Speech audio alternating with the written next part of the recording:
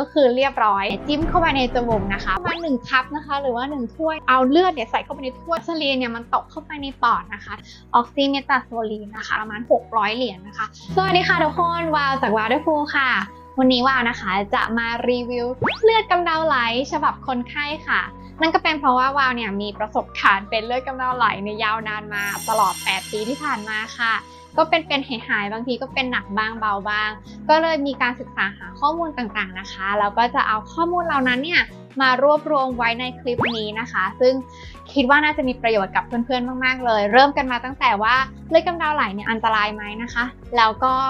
การใช้ยาต่างๆหรือว่ามีกลยุทธ์อะไรใดๆที่สามารถช่วยให้หยุดเลือดกำเดาไหลได้และประสบการณ์ที่ได้ไปหาหมอมาล่าสุดนะคะก็คือเอาสารเคมีตัวหนึ่งเนี่ยจิ้มเข้าไปในจมูกนะคะเพื่อที่จะเผาเส้นเลือดตรงนั้นเนี่ยแล้วก็ให้มันหยุดไหลนะคะเดี๋ยวจะมารีวิวว่ารู้สึกยังไงบ้างแล้วก็หายไหมนะคะแล้วในสุดท้ายของคลิปนี้นะคะจะมาบอกศัพท์ภาษาอังกฤษต่างๆเกี่ยวกับเลือดกำเดาไหลนะคะแล้วก็วิธีการหาหมอในอเมริกาเนี่ยเป็นยังไงบ้างค่ะเอาล่ะค่ะเดี๋ยวเราไปเริ่มกันเลยอย่างแรกเลยนะคะก็คือเราควรจะวิตกกังวลขนาดไหนถ้าเรามีเลือดกำเดาไหลค่ะความโชคดียังอยู่ที่ว่ามีเพียงแค่ 1% เท่านั้นนะคะที่มีโอกาสเป็นโรคร้ายแรงค่ะส่วนใหญ่แล้วเนี่ยใน 99% ของคนที่มีเลือดกำเดาไหลเนี่ยจะไม่ได้รุนแรงนะคะแล้วก็มีโอกาสที่จะหายเองหรือว่าเป็นเพียงแค่ชั่วครั้งชั่วคราวเท่านั้นคราวนี้เมื่อไหร่หรอที่เราควรจะต้องไปหาคุณหมอเริ่มจากอย่างแรกเลยก็คือว่าเป็นในระยะเวลานานค่ะถ้าคุณหมอที่ไทยเนี่ยบางทีจะบอกว่าให้มันเกิน15 นาทีเนี่ยนะคะแล้วมันยังไม่หยุดเองเนี่ยก็ควรที่จะไปพบแพทย์แล้วสำหรับหมอในอเมริกานะคะถ้าเกิดว่ามันไหลเกิน20 นาทีเนี่ยก็ควรจะไปพบคุณหมอค่ะในระยะเวลาที่เราพูดถึงนี้ก็คือระยะเวลาที่เราทำการปฐมพยาบาลแล้วนะคะอย่างเช่นว่าเราเนี่ยบีบจมูกไว้นะคะยาวจนถึง10 นาที15 นาทีแล้วมันยังไม่หยุดไหลนะคะอันนี้เนี่ยก็อาจจะเป็นภาวะอื่นๆเช่นอาจจะเป็นโรคเลือดนะคะที่ทำให้เลือดเนี่ยแข็งตัวยากแล้วมันก็เลยไม่หยุดเองค่ะอย่างที่2ก็คือมันมีการไหลในปริมาณมากค่ะคำว่าปริมาณมากหมายถึงว่าประมาณ1 ถ้วยนะคะนี่ก็คือเรามีถ้วยอันนี้มาให้ดูด้วยคุณบอกว่าประมาณ1 คัพนะคะหรือว่า1 ถ้วยเนี่ยเราก็ควรจะไปพบแพทย์แต่พอถึงเวลาจริงๆนะคะคือพอเลือดกำเดาไหลมันไม่ได้มีสติหรือว่าสมาธิที่จะมาแบบเอาเลือดใส่เข้าไปในถ้วยแล้วก็วัดปริมาณใช่ไหมคะคราวนี้ก็คือคุณหมอบางท่านเนี่ยก็เลยบอกว่าเราสามารถเอาทิชชู่นะคะที่เราเอามาเช็ดจมูกถ้าใช้ไปครึ่งม้วนแล้วเนี่ยมันยังไม่หยุดเนี่ยนะคะก็รีบเตรียมตัวส่งตัวเองไปหาหมอได้เลยค่ะคราวนี้ในข้อถัดมาก็คือว่าเป็นบ่อยมากคำว่าบ่อยเนี่ยคือเมื่อเท่าไหร่คำว่าบ่อยก็คือเป็นมากกว่า4 วันใน1 อาทิตย์ค่ะก่อนหน้านี้เลยจะเล่าให้ฟังคือเราคิดว่าเราเป็นแบบ2 วันใน1 อาทิตย์แล้วเราก็คือแบบโอ้มันบ่อยมากแล้วมันรบกวนจิตใจมากหมอก็บอกว่าโอ้คนไข้กับทุกคนเป็นทุกวันค่ะกว่าจะมาหาหมอเราก็เลยเซอร์ไพรส์นิดนึงในข้อที่4ก็คือว่ามันเกิดการรบกวนชีวิตประจำวันอย่างเราเองนะคะสุดท้ายที่ไปหาหมอเนี่ยก็เป็นเพราะว่าพอเราแบบเดินทางขึ้นเครื่องบินอย่างเงี้ยนะคะก็เลือดกำเดาไหลค่ะทำกับข้าวก็เลือดกำเดาไหลค่ะหรือว่าแม้กระทั่งจะออกกำลังกายหรือว่าเดินออกไปข้างนอกที่มีอากาศหนาวแล้วก็เข้ามาในห้องแบบแป๊บเดียวก็เลือดกำเดาไหลเลยแล้วตอนที่มันไหลเนี่ยมันไหลค่อนข้างเยอะนะคะแล้วก็มีความรู้สึกว่ามันเยอะขึ้นเรื่อยๆด้วยคราวนี้ก็เลยตัดสินใจไปหาหมอค่ะในข้อถัดมาก็คือว่ามันมีการไหลลงคอหรือว่าไหลตอนช่วงที่นอนอยู่ค่ะนั่นก็เป็นเพราะว่าเลือดกำเดาไหลเนี่ยมันจะมี2 ส่วนด้วยกันก็คือส่วนจมูกส่วนหน้าแล้วก็จมูกที่อยู่ด้านบนนะคะซึ่งเขาเรียกว่า posterior คือจมูกด้านหลังถ้าเกิดว่าแผลเนี่ยมันอยู่ที่จมูกด้านหลังเนาะเวลาเรานอนอย่างเงี้ยโอกาสที่มันจะไหลย้อนที่ไปที่คอแล้วก็เกิดการอาเจียนเกิดขึ้นหรือว่ามีไหลย้อนไปที่คอตอนที่เรานอนเนี่ยก็อาจจะเกิดอันตรายเกิดขึ้นนะคะเพราะฉะนั้นเนี่ยเขาก็เลยแนะนำให้รีบไปหาหมอค่ะในข้อถัดมาก็คือคนที่มีภาวะโรคเลือดนะคะหรือว่ามีภาวะแทรกซ้อนต่างๆเช่นเป็นโรคความดันหรือมีโรคประจำตัวเช่นเบาหวานนะคะก็แนะนำว่าควรจะรีบไปพบแพทย์ค่ะแล้วก็ข้อสุดท้ายเลยก็คือคนที่มีความกังวลมากๆค่ะก็คือว่าถ้ารู้สึกว่ามันไม่สบายใจจริงๆลองไปพบแพทย์ดูนะคะคราวนี้พอเรารู้แล้วว่าเมื่อไหร่ที่ไปหาหมอความกังวลมันน้อยลงแล้วใช่ไหมคะแต่ว่าเลือดกำเดาไหลเนี่ยจะหยุดได้ก็ต่อเมื่อเรามีการป้องกันนะคะซึ่งการป้องกันเนี้ย ก็จะมีอะไรบ้าง เราก็ต้องกินวิตามินซีทุกวันนะคะเพื่อที่จะเพิ่มความแข็งแรงของหลอดเลือดเนาะแล้วก็ทำให้ความถี่ในการมีเลือดกำเดาไหลเนี่ยมันน้อยลงด้วยข้อที่2ก็คือไม่ล้วงแคะแกะเกาจมูกนะคะอย่างเราเองเนี่ยถ้าสมมติเวลาเลือดกำเดาไหลเพิ่งหยุดไปนะคะมันจะมีริ่มเลือดข้างในเนี่ยที่มันก่อตัวกันเนี่ยนะคะเพื่อที่จะหยุดตัวหลอดเลือดของเราไม่ให้มันไหลแล้วเนี่ยถ้าเกิดว่ามีการไปจิ้มมันนิดนึงแล้วไอตัวริ่มเลือดเนี่ยมันหลุดออกมานะคะก็คือเรียบร้อยเลือดกำเดาไหลออกมาอีกทีนึงค่ะเพราะฉะนั้นเนี่ยเขาก็เลยแนะนำว่าภายในช่วง2 อาทิตย์นี้นะคะก็ไม่ควรที่จะไปล้วงแคะแกะเกาในจมูกเลยแล้วที่ข้อที่3เลยข้อที่เป็นบ่อยมากๆในคนที่อยู่เมืองนอกนะคะก็คือว่าห้องหรือว่าอากาศเนี่ยมันค่อนข้างแห้งเพราะฉะนั้นเราต้องควบคุมความชื้นในห้องนะคะอย่างเราเองเนี่ยก็คือมีตัวเครื่องทำไอน้ำมาอยู่ประมาณ2 ตัวที่อยู่ข้างล่างนะคะแล้วก็มีอีก1ตัวที่อยู่ในห้องนอนค่ะคราวนี้เนี่ยเราจะมีตัววัดด้วยนะคะว่าอุณหภูมิแล้วก็ตัว humidity หรือว่าความชื้นในห้องเนี่ยมันอยู่ที่เท่าไหร่แล้วเราควรที่จะเร่งเครื่องทำไอน้ำหรือเปล่านะคะซึ่งอันนี้มีความสำคัญมากๆแล้วก็ที่สำคัญอีกหนึ่งอย่างก็คือว่าเพื่อป้องกันไม่ให้จมูกเกิดการแห้งเกิดขึ้นเนี่ยเราสามารถใช้น้ำเกลือชนิดพ่นได้นะคะซึ่งน้ำเกลือชนิดพ่นเนี่ยอาจจะอยู่ได้ไม่นานถ้าเราเทียบกับตัวน้ำเกลือชนิดเจลนะคะอันนี้คือยี่ห้อที่เราชอบมากแล้วเราก็ใช้เป็นประจำเลยนะคะวันหนึ่งอย่างน้อยๆคือเช้าเย็นเนี่ยต้องพ่นเข้าไปในจมูกเลยพอน้ำเกลือที่มันเป็นเจลมันจะอยู่ติดตรงผนังจมูกได้ดีกว่านะคะเราก็อาจจะไม่ต้องพ่นแบบทุกๆ2 ชั่วโมงอะไรแบบนี้แต่ถ้าใครที่ใช้น้ำเกลือที่เป็นน้ำจริงๆชนิดพ่นเนี่ยนะคะก็คือพ่นบ่อยๆได้เลยถ้าเรารู้สึกแบบคันๆหรือว่าแห้งๆในจมูกเนี่ยก็ให้พ่นได้เลย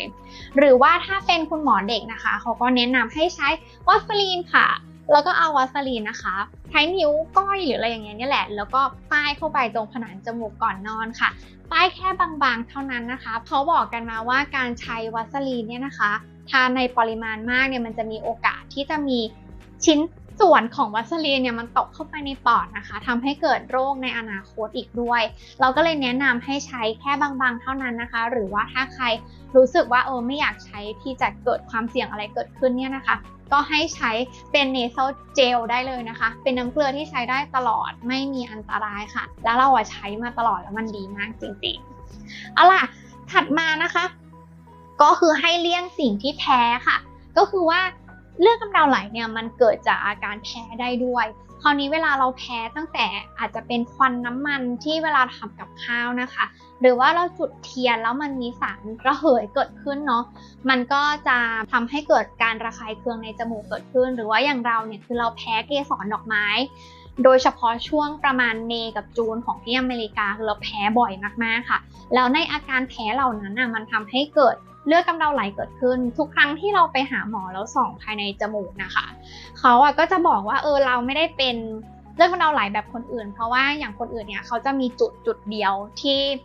มีเลือดอยู่หรือว่ามีสีแดงนะคะก็แสดงว่าตรงนั้นเนี่ยมันอาจจะเกิดบาดแผลเกิดขึ้นทำให้เลือดกำเดาไหล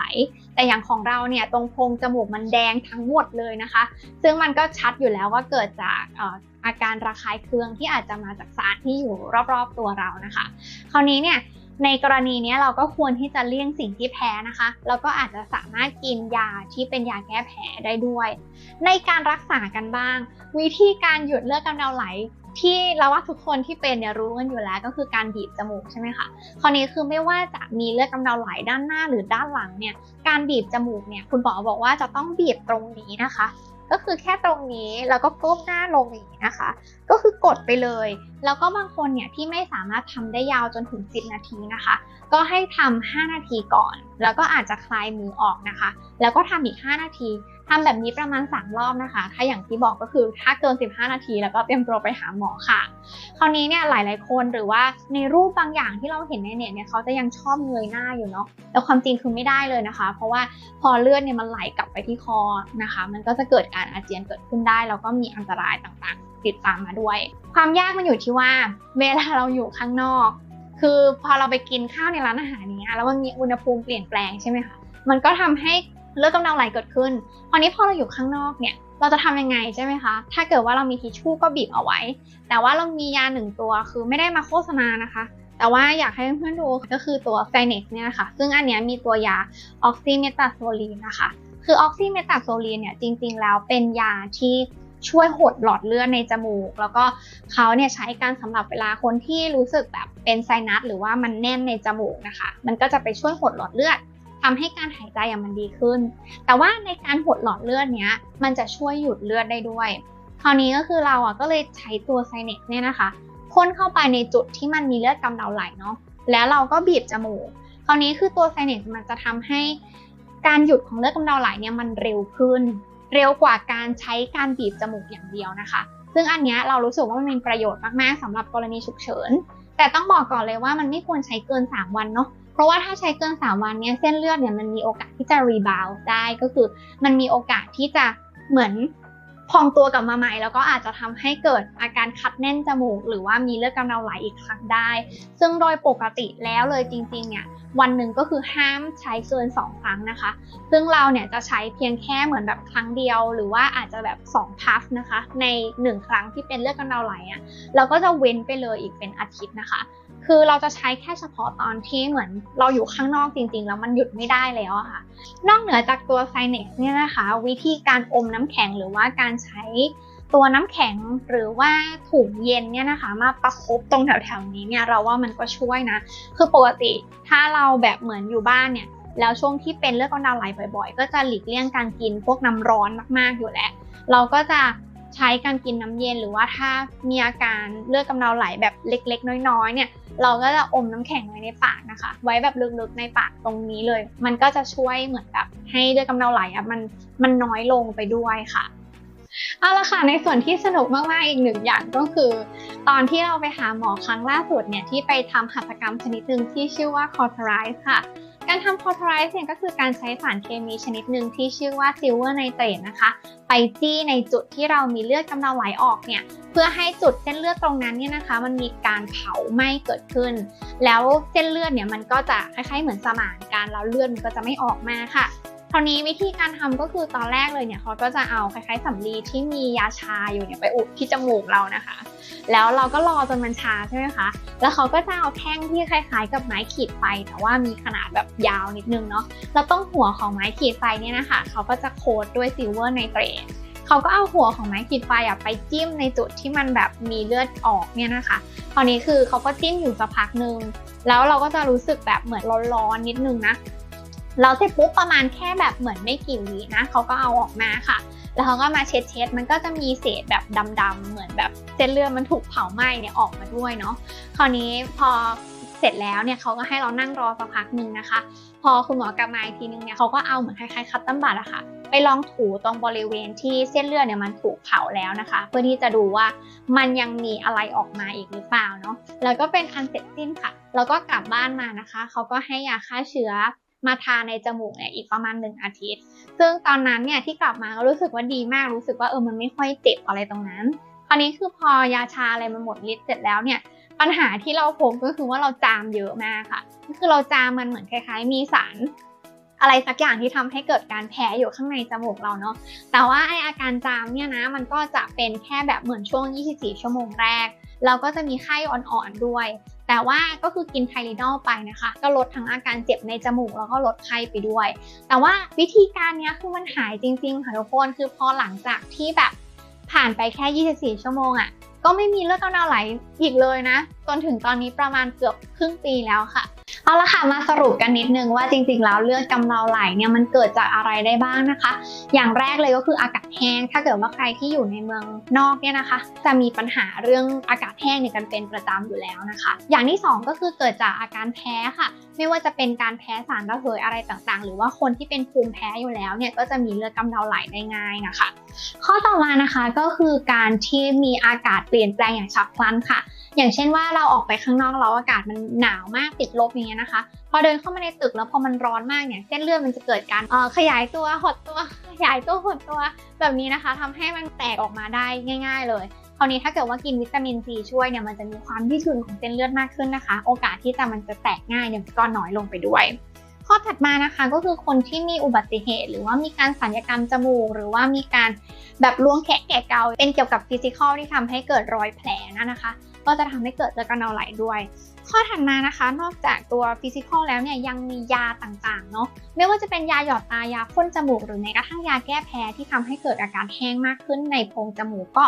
มีโอกาสที่จะไปกระตุ้นให้เกิดเลือดกำเดาไหลได้ด้วยค่ะซึ่งอันนี้เนี่ยเราจะต้องหลีกเลี่ยงสิ่งเหล่านี้นะคะหรือว่าถ้าเกิดว่ามันเป็นยาที่เราจะต้องใช้ประจำเนี่ยอาจจะต้องปรึกษาคุณหมอนิดนึงว่ามียาตัวอื่นหรือเปล่าที่เราสามารถใช้แทนได้นะคะถัดมาก็คือคนที่เป็นโรคเลือดนะคะหรือว่ามีภาวะของความดันสูงซึ่งพอมีภาวะของความดันสูงเนี่ยไปกระตุ้นเนาะให้เส้นเลือดเนี่ยมันเกิดการแตกได้แล้วข้อสุดท้ายก็คือเป็นเพียงแค่ประมาณ 1% ที่เราบอกไว้นะคะของคนที่เป็นเลือดกำเดาไหลเนี่ยก็คือมีเนื้องอกที่มันอยู่ข้างในจมูกหรือว่าอาจจะเป็นมะเร็งชนิดต่างๆที่ไปกระตุ้นให้เกิดเลือดออกได้ค่ะแต่ว่าต้องบอกก่อนว่าโอกาสที่จะเป็นเนี่ยมันค่อนข้างน้อยส่วนใหญ่แล้วเนี่ยจะมีอาการข้างเคียงอื่นๆมาด้วยนะคะเช่นอาจจะเป็นการปวดหัวเป็นลมนะคะเลือดจางนะคะคราวนี้เนี่ยก็อย่าชะล่าใจเอาเป็นว่าถ้าเกิดว่าลองรักษาด้วยวิธีต่างๆมาแล้วมันยังไม่หายเนี่ยนะคะก็ลองไปเช็คอย่างละเอียดกับคุณหมอดูค่ะ